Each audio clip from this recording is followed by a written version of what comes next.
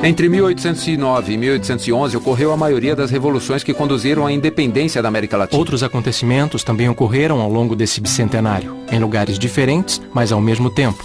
As ondas de revoltas, as revoluções... Ditaduras, democracias, governos populistas ou liberais, tudo aconteceu ao mesmo tempo na América Latina. É que apesar das diferenças de cada país, podemos contar a história da América Latina como se fosse a história de um só povo. Na América Latina, as paralelas se tocam. E até mesmo se cruzam uma vez ou outra. E a pergunta é, por que esses eventos ocorreram simultaneamente em toda a América Latina?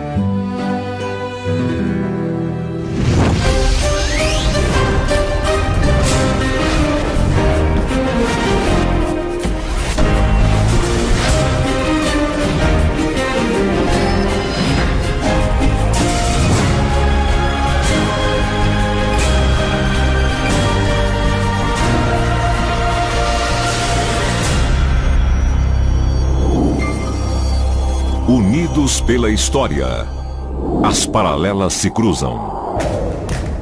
Há 200 anos, os países latino-americanos começaram a sonhar com a independência. Até então, não eram nem considerados países, eram colônias da Espanha e obedeciam a um rei que vivia longe, do outro lado do oceano.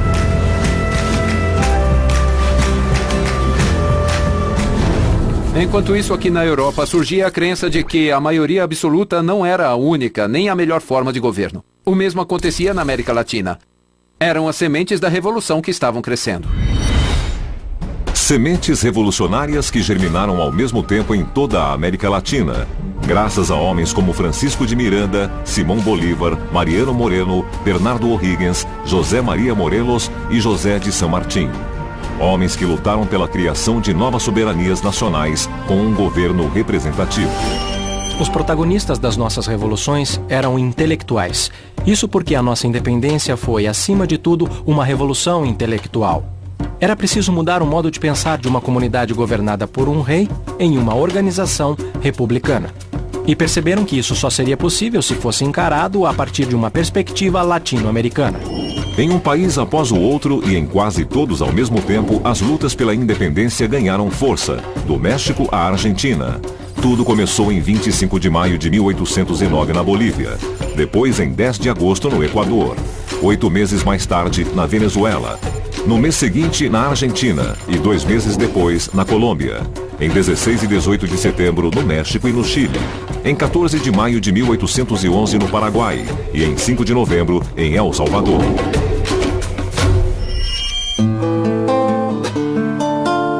Com certeza, a eclosão da Revolução foi o que Karl Jaspers chamou de um momento central da história. É verdade que houve uma espécie de vento comum de identidade entre os países. É como se houvesse um desejo de que, na verdade, um projeto de separar-se do tronco espanhol. Mas seus galhos, no entanto, ainda mantiveram a seiva do idioma e da cultura. Alguns anos depois das revoluções de 1810, vários países realizaram o sonho da liberdade e declararam independência.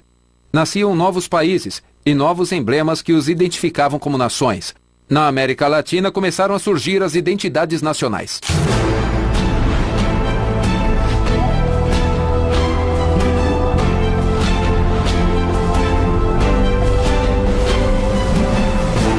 Projetamos nossas bandeiras, escudos e símbolos, compusemos hinos e marchas, e todos juntos, indistintamente, por coincidência, exaltamos a soberania e juramos defendê-la com nossas vidas.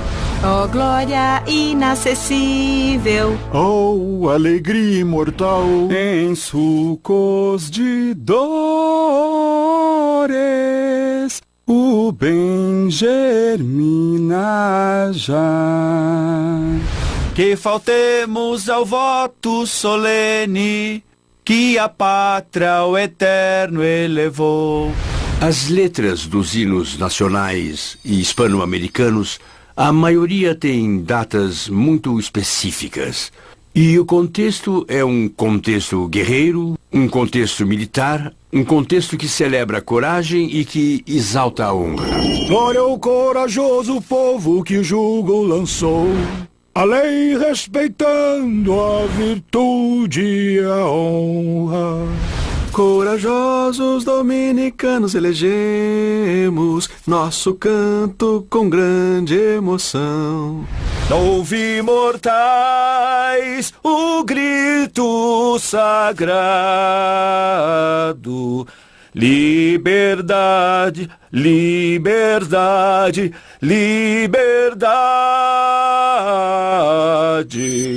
A ideia de morrer pela pátria é recorrente em praticamente todos os hinos da América Latina. Outra ideia que aparece repetidas vezes é a da soberania.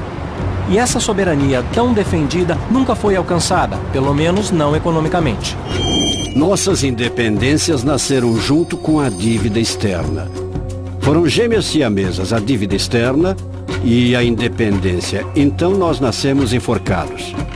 Muitos dos heróis que nos fundaram também nos fundiram.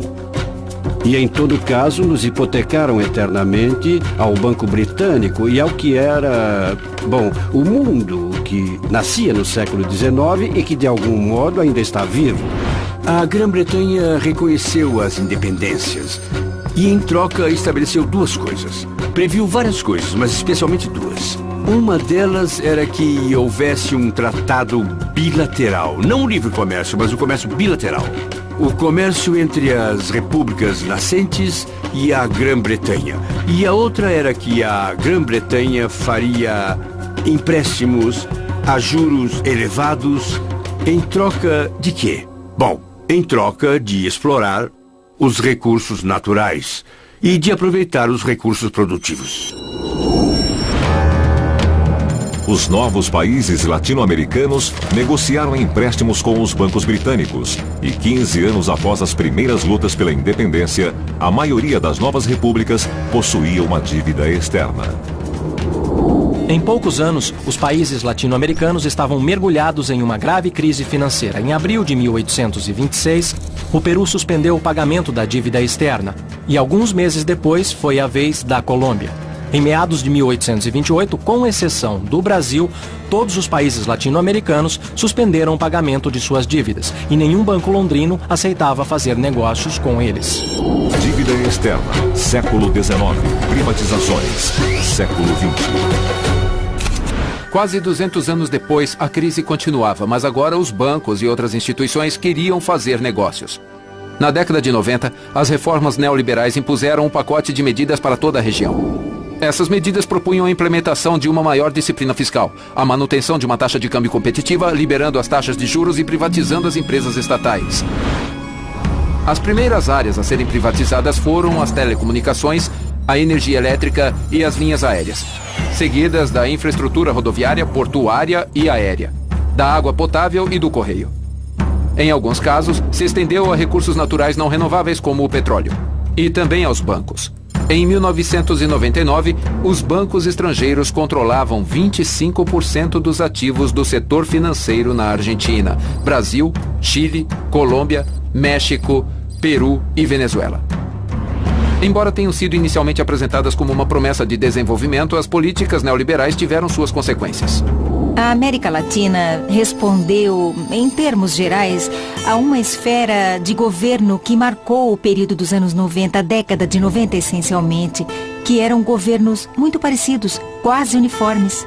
Era difícil até mesmo identificar os nomes dos presidentes de cada país, porque suas políticas eram muito semelhantes, marcadas principalmente pelo Fundo Monetário Internacional e pelo Banco Mundial. A era do neoliberalismo, que desembarcou na América Latina de uma forma muito forte, teve uma grande reviravolta a partir dos efeitos sociais, que eram políticas muito restritivas, políticas que faziam predominar a eficácia, por assim dizer, nos números. E é claro que havia bons relatórios a serem entregues ao Fundo Monetário Internacional, mas havia relatórios ruins no âmbito social. O custo social das reformas foi sentido em todos os países dentro da órbita do neoliberalismo. Os presidentes Salinas de Gortari no México, Collor de Mello no Brasil, Carlos Menem na Argentina, Fujimori no Peru e Andrés Pérez na Venezuela, entre outros, seguiram políticas de privatização mal aplicada em muitos casos e repletas de casos de corrupção. A ideia era que as pessoas ganhassem pouco por um longo tempo, isso é o capitalismo, e que fossem poupando. Aqui é o inverso, há uma pequena quantidade de pessoas que ganham muitíssimo por um curto período, e isso é o contrário do capitalismo. E por isso se fala em capitalismo selvagem, ou se quiserem, neoliberalismo. Eu acho que as privatizações eram, de certo modo, necessárias, mas foram mal implementadas, sem ordem, sem coordenação e, acima de tudo, sem transparência e clareza. O que acabou provocando seu descrédito. A própria palavra privatização parecia e continua parecendo algo muito negativo. Unidos pela história. Acho que o que nos une como latino-americanos são as mulheres bonitas. Todas as nossas mulheres são muito lindas. E o que nos une também é a experiência humana mais bruta. Nos países latino-americanos não é tão refinada. Nós somos países que compartilhamos de contradições e paradoxos muito fortes. Unidos pela história. O melhor de... Unidos pela história. Depois do triunfo da Revolução Cubana e do fracasso da intervenção americana na Baía dos Porcos, milhares de jovens de diferentes países latino-americanos, ao mesmo tempo, começaram a acreditar no sentido das armas. O surgimento de movimentos guerrilheiros na América Latina nos anos 60 está diretamente relacionado à presença simultânea de governos militares em quase todos os países da região. Esses governos aderiram à doutrina da segurança nacional, um plano dos Estados Unidos para acabar com a presença comunista no continente. Entre 1962 e 1963, houve 6 golpes militares na América Latina. Na Argentina e no Peru em 1962, Guatemala, Equador, República Dominicana e Honduras em 1963. Seguidos do golpe militar no Brasil de 1964 e novamente na Argentina em 1966 e no Peru em 1968. Até o final desse ano, os militares controlavam a Bolívia e o Equador. O governo do México estava nas mãos de um ramo do PRI, enquanto a Argentina, Brasil, Peru, Paraguai e quase todos os países da América Central enfrentavam ditaduras. Eu acho que a erupção dos movimentos de guerrilha na América Latina foi dada, primeiro, pela avaliação das condições existentes em todo o continente. Os discursos que prevaleciam eram os de subdesenvolvimento, os da dependência, os da dominação imperialista e etc. E para todos eles parecia que a saída natural era a rebelião armada. Era como se dentro de um desenvolvimento natural dos processos democráticos, processos participativos ou populistas, não pudesse haver outra saída. Com o triunfo da Revolução Cubana, a intervenção americana na região foi redobrada, com o apoio a programas militares destinados especificamente ao combate das guerrilhas insurgentes do continente. Era a Escola das Américas. O Plano Cóndor, que fora coordenado na década de 70 pelas ditaduras da Argentina, Chile, Brasil, Paraguai, Uruguai e Bolívia, tornava as fronteiras nacionais permeáveis para perseguirem os opositores das ditaduras. O suporte ideológico desse plano estabelecia que as forças de segurança tinham um novo papel. Além de garantir a segurança nacional, precisavam acabar com o comunismo. Da hipótese de inimigo externo, se passava ao inimigo interno. Essa ideia é posterior à Guerra Fria. Até então, os inimigos eram russos ou chineses ou outros. Mas no momento, os inimigos eram os terroristas. E então eles achavam que tinham que encontrar um modo distinto de combatê-los, usando técnicas também distintas para dissuadir, como infiltração e tortura, coisas que não eram utilizadas na guerra tradicional. E muitos deles vinham da guerra colonialista, como a Guerra da Argélia. Criaram uma organização clandestina, desarmada como a minha, que em grande parte implicava na criação de uma linguagem contra as diretrizes do Plano Cóndor. E à medida que entendíamos como os militares agiam e quais eram os padrões de repressão, podíamos desenvolver uma contrapartida onde havia certas coisas que não podíamos fazer. Não podíamos chegar 2 minutos atrasados para um compromisso, não podíamos fazer uma reunião por mais de 7 minutos, os telefones eram totalmente proibidos, lidar com o mínimo de informação possível, não anotar nada, nem uma agenda de telefone. E eu posso afirmar que seguir rigorosamente essas normas de conduta salvava a vida de muitas pessoas e permitia uma certa atividade política. Plano Condor, muralismo mexicano. Nós, latino-americanos, compartilhamos durante esses anos as formas de opressão, mas também as formas de nos expressar, que foi através da arte. Eu acho que há um vínculo entre a arte, ou digamos, a criatividade, e a consciência.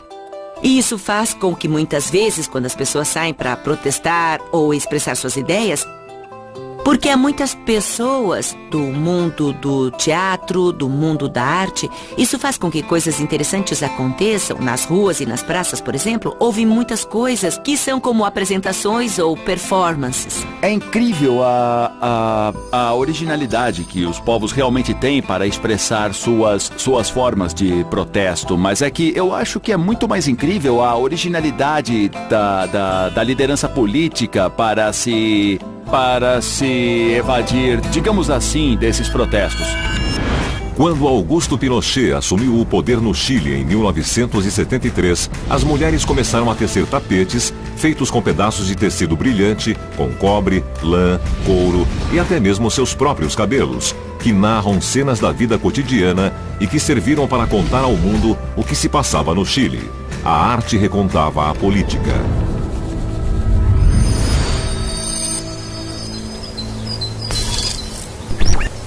Na América Latina, a arte e política sempre foram duas coisas indissociáveis. Aqui no México, os muralistas Davi Alfaro Siqueiros, Diego Rivera e José Clemente Orozco pintaram a Revolução Mexicana de 1910 nas paredes da Cidade do México.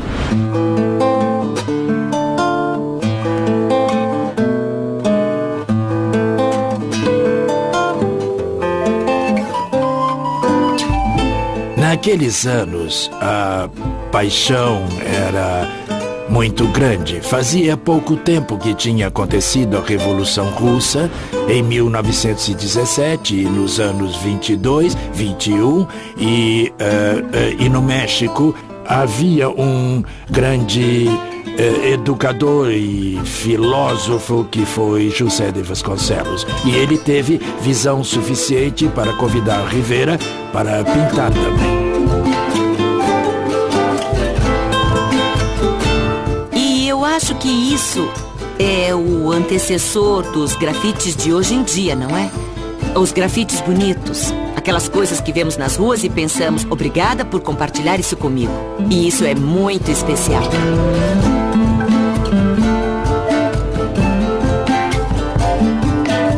A filosofia do muralismo é democratizar a arte, levá-la ao povo e mostrar todos os princípios da Revolução Mexicana, fazê-los viver e explicá-los.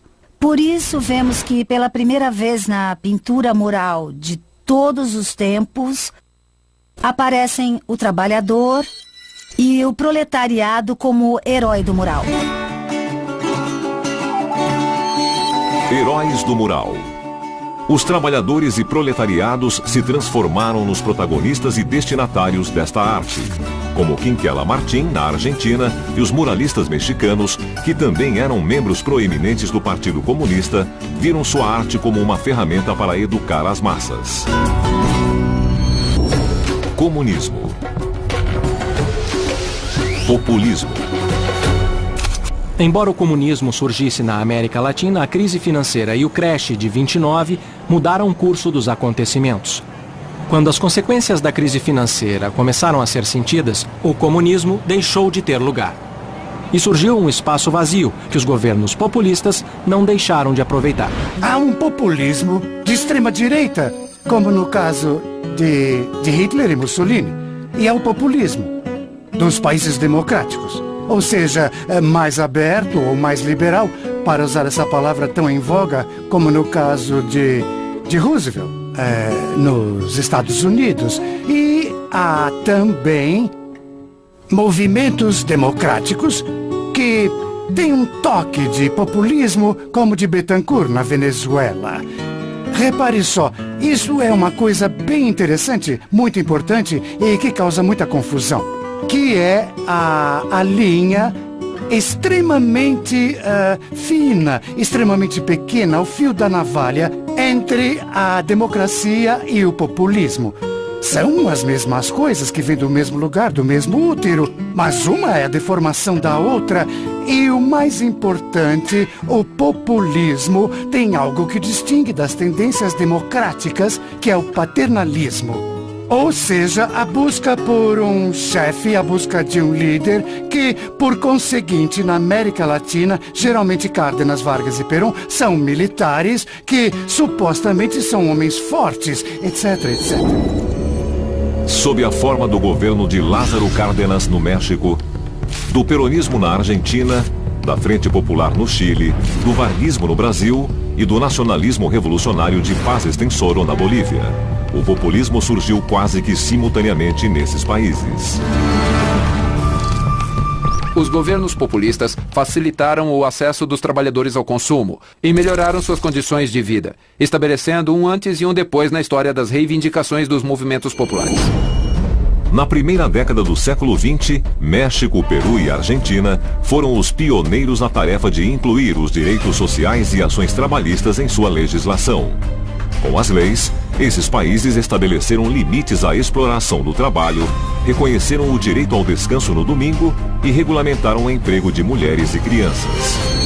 Essas primeiras medidas foram um ponto de partida importantíssimo para o reconhecimento dos direitos dos trabalhadores.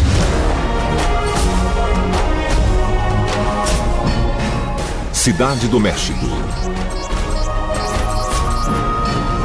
Machu Picchu, Peru.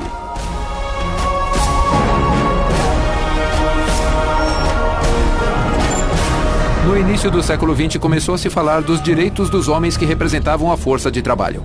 Essa força que, 400 anos atrás, durante o período da conquista espanhola, era representada pelos índios e negros. As condições de trabalho nas minas de Potosí eram absolutamente prejudiciais para a população indígena. Eles passavam dias inteiros nos túneis com pouca comida e poucos recursos. E as condições eram desastrosas porque se buscava a maior produção de prata no menor tempo possível. Não importava o benefício do povo, os direitos trabalhistas, ninguém se preocupava com isso. As principais remessas que chegavam em Castela, ou que eram enviadas a Castela, pois algumas ficavam pelo caminho, eram o produto do trabalho nas minas de Potosí. Especialmente quando se descobriu a mina de Huancavelica, que é uma mina de mercúrio, e se realizou então o casamento mais bem sucedido do mundo entre a prata de Potosí e o mercúrio de Huancavelica. Isso, junto ao trabalho indígena, implicava em muito dinheiro para os conquistadores espanhóis. Em Potosí, como em outras minas da América, as condições desumanas de trabalho dificultaram a sobrevivência das comunidades indígenas. A taxa de mortalidade crescente entre os índios impôs aos conquistadores a necessidade de substituir a mão de obra aborígene pelos escravos. Desde meados do século XVI até o final do século XIX, entre 9 e 12 milhões de africanos desembarcaram na América Latina. Estima-se que para cada africano que chegava vivo, 5 morriam de fome, desidratação, suicídios ou punições diversas. A praga da escravidão cobrava suas vítimas. A praga da escravidão era hereditária, provinha da conquista europeia, como também vinha da conquista europeia a ideia de que existem raças inferiores e raças superiores.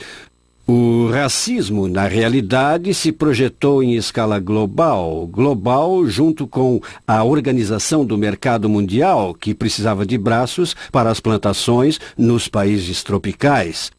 E no norte também, nas plantações de algodão, trabalho escravo, mão de obra gratuita para as plantações. E isso requeria álibis ideológicos e religiosos. Para ser tratado como uma coisa, eu tenho que ter certeza que o outro é uma coisa. Se o outro me provar que não é uma coisa, mas uma pessoa, ele vai ter direitos e vai exigi-los. Desde a descoberta até o ano de 1542, os índios eram considerados pela Igreja não como pessoas, mas como alguém que não tinha alma e, portanto, suscetíveis à escravização e também não suscetíveis à evangelização. Em 400 anos, o comércio de escravos provocou na África uma sangria de mais de 40 milhões de pessoas. E na Europa, sua extraordinária expansão econômica e industrial. Para os europeus, a conquista foi um negócio sem contradições. Unidos pela história. Nós, os latinos, nós temos um saborzinho muito especial. E esse tempero tão especial falta em várias partes do mundo. Então, essa mistura de sabor, de fogo, é um fogo que nós, os latinos, temos. Somos muito quentes, somos bem diferentes. Unidos pela história. Unidos pela história.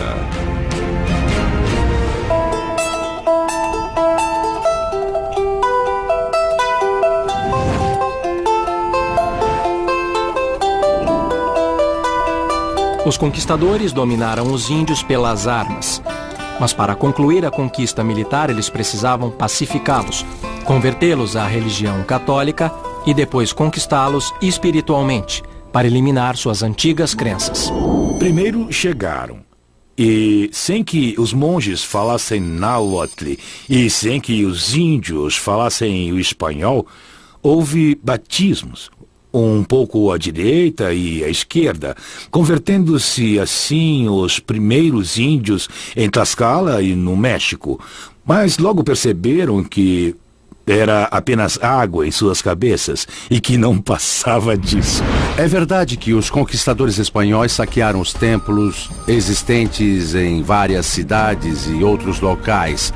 Em Cusco, saquearam o Coricancha. As estátuas foram retiradas, removeram os frisos de ouro que existiam em seus diferentes espaços e distintos recintos. O famoso templo Inca de Coricancha hoje é a igreja de Santo Domingo e até agora pode ser visto no próprio lugar como se construiu uma igreja sobre um templo pré-hispânico como sinal de apropriação do passado e para identificar que havia um novo futuro, uma nova história local. Várias ordens monásticas se dedicaram a banir a idolatria local. Os índios precisaram derrubar seus templos para que fossem erguidas igrejas em seus lugares. No entanto, havia uma forma sutil de resistência. Os missionários impuseram sua religião e seu Deus, mas os índios a adaptaram. Evangelização. Virgem de Guadalupe. A Virgem de Guadalupe representa em todo o seu esplendor o sincretismo religioso. E isso é realmente muito curioso porque na Basílica de Guadalupe foi permitida a entrada dos índios e eles inclusive realizam suas danças rituais dentro da igreja. Basílica de Santa Maria de Guadalupe, Cidade do México. A imagem da Virgem de Guadalupe, se prestarmos atenção, é uma bela imagem de uma menina indígena bonita com um rosto doce, sofrido, e também aparece com uma fita preta e em seu ventre Jesus Cristo.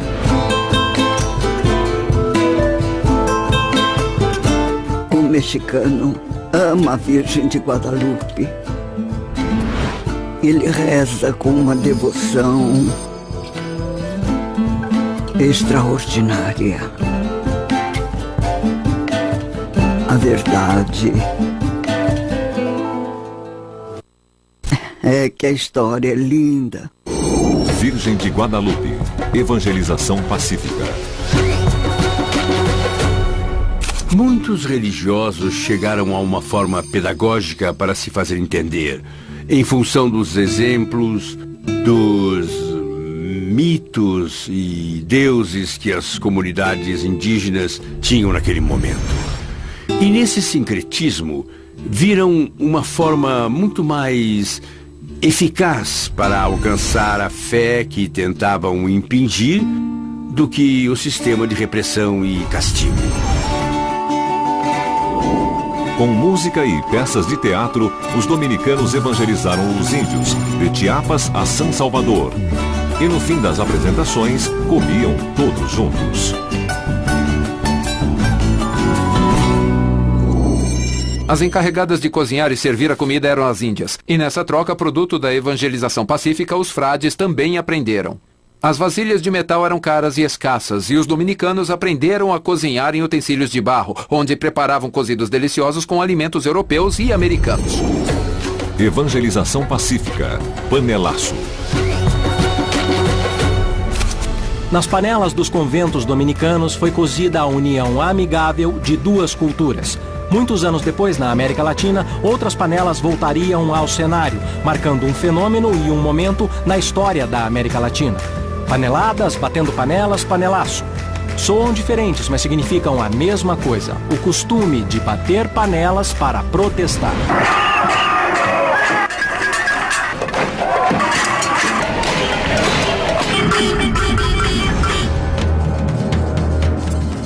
As panelas soaram pela primeira vez no Chile contra a visita de Fidel Castro e mais uma vez contra o golpe de Augusto Pinochet.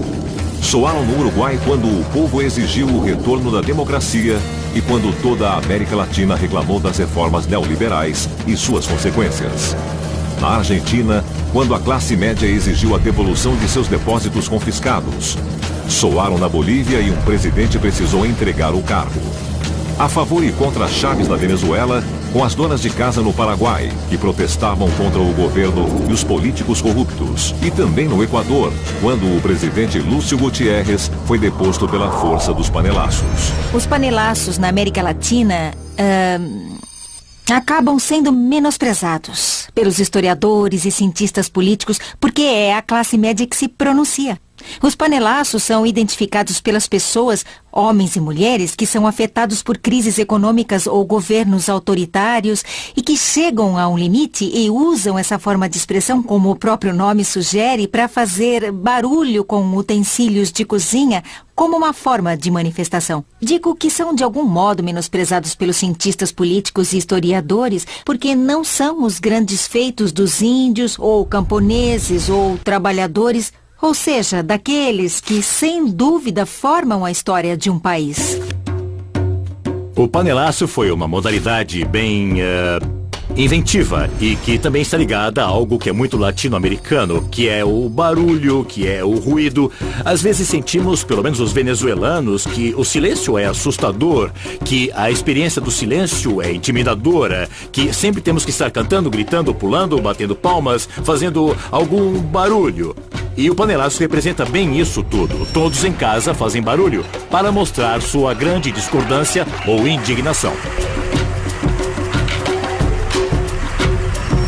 Em 2008, com a crise financeira mundial, a América Latina exportou a modalidade panelaço para lugares bem distantes, como a Islândia.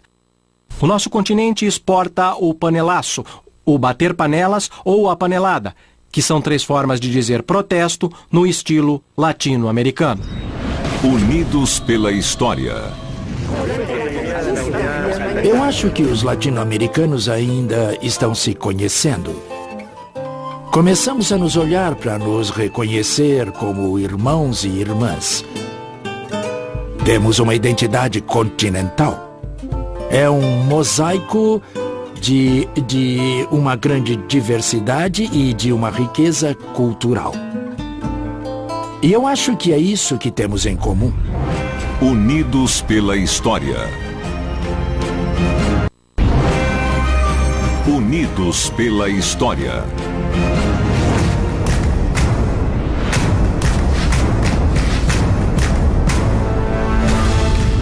O impacto da descoberta da América na Europa foi impressionante. A economia, a cultura, a geografia, as ciências naturais e, acima de tudo, a visão de mundo se transformaram. A ideia de 3 continentes ligados à Trindade Católica foi abalada.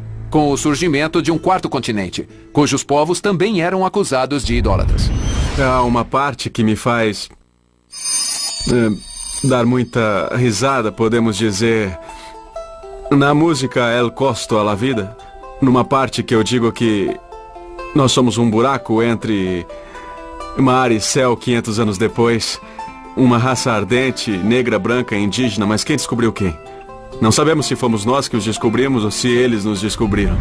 Bem, ainda nos falta compreender a imagem que no mundo indígena foi formada daqueles espanhóis que chegaram, como diziam as crônicas em seus livros, em casas flutuantes, com cães enormes, que eram os cavalos. Eles eram mesmo seres de outro mundo. Eu nem imagino a cara de um índio peruano ao ver o primeiro porco, sabe? Ou ao ver o primeiro cordeiro, a primeira vaca, não é? E tudo aquilo que serviu para construir esse maravilhoso universo de coisas que nós construímos. Eu nem imagino a cara de um espanhol quando deu uma mordida em uma batata crua, não é? Sem entender como se podia comer aquilo naquela época, sabe? Todos andavam nus, como suas mães os pariram. E as mulheres também, embora não tenha visto mais do que uma menina doente. E todos os que vi eram jovens, nenhum com mais de 30 anos.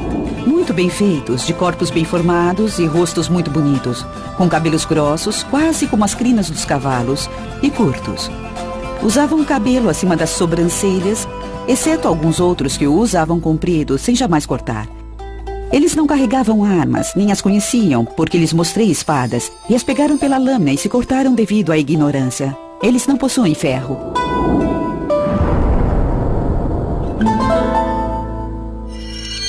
Três décadas depois, as crônicas de Cortés insistem no caráter amigável dos nativos. Ele escreveu: "Nunca tinham visto pessoas como nós." A princípio, a chegada dos espanhóis foi um milagre para os índios, a concretização das profecias. Quando Montezuma os recebeu, disse: "Bem-vindos, senhores, podem tomar posse do seu reino." Porque os índios, eles estavam convencidos que existiam ciclos no cosmos, de que havia ciclos que eram verdadeiros e que, então, a cada 52 anos acontecia determinada coisa e a cada tantos dias acontecia aquilo, que havia toda uma ordem cosmogônica que representava muitas coisas para eles. Então estavam convencidos de que seu tempo acabara e que o senhor Quetzalcoatl chegava e que tinha de entregar o reino. No princípio foi uma maravilha. Depois, a dominação e a rebelião. Da rebelião, a revolução. E as lutas pela independência. Encontros, desencontros. Fomos inimigos, fomos aliados e firmamos a paz. As guerras entre os países sul-americanos não foram muitas, mas deixaram marcas profundas que agora começam a cicatrizar, graças ao predomínio de acordos como a Unasul, o Mercosul e outros. O confronto entre Peru, Bolívia e Chile na chamada Guerra do Pacífico, entre 1879 e 1884, foi um dos mais violentos e lembrados. O Chile foi o vencedor e, como consequência, a Bolívia perdeu todos os acessos ao Oceano Pacífico. Por sua vez, essa foi a causa da guerra entre Bolívia e Paraguai, conhecida como a Guerra do Chaco, onde morreram cerca de 100 mil soldados. A guerra mais brutal que houve entre países irmãos. Também no Paraguai houve a Guerra da Tríplice Aliança, assim chamada pelo acordo entre Argentina, Uruguai e Brasil para enfrentar o Paraguai de Solano Lopes. A guerra custou aos paraguaios a morte de quase todos os seus homens. Houve outras guerras, como o conflito entre Peru e Equador em 1941 e os choques sucessivos das décadas seguintes, assim como o confronto entre Argentina e Grã-Bretanha pelas Ilhas Malvinas, a única que envolvia um país de outro continente. 200 anos após nossa independência, os projetos de integração latino-americana procuram evitar conflitos entre países e atingir um maior desenvolvimento na região. Tendo em vista esse objetivo, os presidentes sul-americanos se reuniram para criar a União das Nações Sul-Americanas, a Unasul, o primeiro passo de um projeto ambicioso que ultrapassa os acordos regionais. Nossa solução até agora foi tratar de buscar quebra-galhos regionais. Para mim, os quebra-galhos regionais são importantes em um dado momento, mas são quebra-galhos. Ou seja, não alcançam o Mercosul, não alcançam a ALCA, não alcançam o Pacto Andino. Quando se fala de unidade política sul-americana, temos que falar em toda a América Latina e não apenas nas regiões. E unir-se é muito complicado, mas é uma tarefa muito bonita que temos pela frente, fecunda e bela. Porque precisamos nos unir sem negar a nossa diversidade. O melhor do mundo está na quantidade de outros mundos que ele contém. E a região mais diversificada do mundo, e acho que a mais fecunda de todas, é a América Latina, porque aqui se reúnem todas as cores, todos os cheiros, todas as dores da humanidade. Apesar de tudo isso que aparentemente é uma confusão sem esperança, nós conservamos a felicidade a todo custo. E é isso que nós temos que preservar, não podemos deixar que roubem o sorriso. E então, sempre que há um festival de cinema em algum lugar da América Latina, temos que estar lá para aplaudir o teatro, a dança. Sempre que há um campeonato, como a Libertadores, sempre que há uma Taça América, essas são as nossas festas. São os momentos em que dizemos a todos que nos governam que estamos nos divertindo apesar do mau trabalho que fazem. Hoje a história tem que ser de unidade. A história tem que ser de unidade. Eu não acredito nas coisas que nos unem e não nas coisas que nos separam. Unidos pela história. Há 200 anos, os países latino-americanos conquistaram sua independência pela força das revoluções. Queriam ser soberanos, mas possuíam uma dívida externa. E ainda era assim no século XX, quando os governos optaram pela privatização, em oposição à ideologia dos anos 60, quando apareceram os movimentos de guerrilhas, combatidos pelos governos militares que orquestraram o Plano Cóndor. E a arte foi uma forma de resistência, como aconteceu com os muralistas mexicanos, todos membros do Partido Comunista, que perdeu influência e deu lugar aos governos populistas, que reivindicaram os direitos dos trabalhadores que foram negados em 500 anos de mão de obra negra e indígena. Índios que foram evangelizados pelos conquistadores, mas que resistiram, levando a um sincretismo que unificou as religiões e os costumes, como o uso de panelas de barro semelhantes às de metal, que séculos mais tarde foram usadas como uma forma de protesto que causou muito impacto, embora não tanto quanto a descoberta da América, que por sua vez levou à rebelião dos nativos e depois às revoluções, às lutas pela independência e, finalmente, às guerras entre nações, que agora investem em projetos de integração, recordando o sonho da independência de 200 anos antes. Unidos pela história. E hoje estamos mais perto do sonho de San Martín e Bolívar, de uma América Latina unida como um único país. Acima das nossas rivalidades e diferenças, chegamos a acordos que desafiam a matemática. Porque na América Latina as paralelas se cruzam. A independência é um caminho que começamos a percorrer juntos há 200 anos. E que continuamos a percorrer estabelecendo laços que nos unem sem perder as diferenças que nos enriquecem. Porque é nas diferenças e nas semelhanças que estamos intimamente unidos pela história.